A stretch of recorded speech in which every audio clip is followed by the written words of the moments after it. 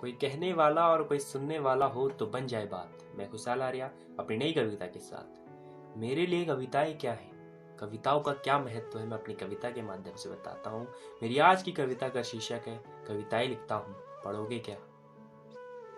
पता है मैं कविताएं लिखता हूँ, पढ़ोगे क्या। पता है मैं कविताएं लिखता हूँ, पढ़ोगे क्या।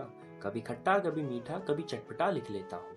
कभी खट्टा कभी मीठा कभी चटपटा लिख लेता हूँ।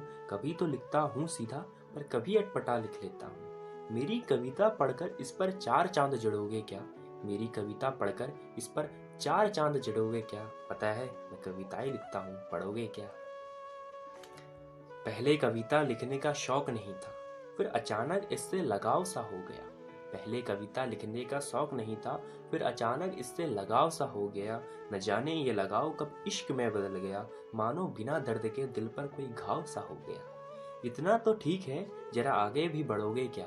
इतना तो ठीक है जरा आगे भी बढ़ोगे क्या। पता है मैं कविताएं लिखता हूँ, पढ़ोगे क्या। ये शौक अब इतना गहरा हो गया है कि मन की भावनाओं को अब शब्दों में बिखेरता जा रहा हूँ। ये शौक अब इतना गहरा हो गया है कि मन की भावनाओं को शब्दों में बिखेरता जा रहा हूँ।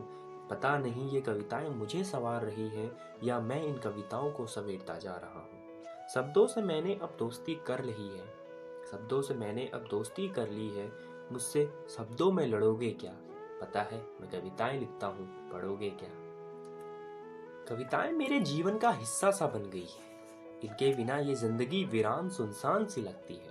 कविताएं मेरे जीवन का हिस्सा सा बन गई हैं, इनके बिना ये जिंदगी वीरान सुनसान सी लगती है। भले ही मैं इन्हें बिखेरता हूँ चंद पन्नों पे, पर ये कविताएं ही मुझे फैले अनंत आसमान सी लगती है।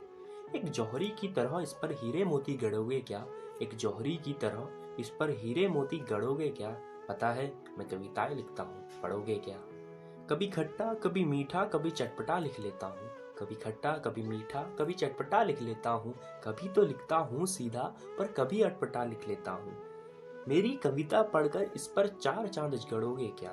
मेरी कविता पढ़कर इस पर 4 चांद जड़ोगे क्या।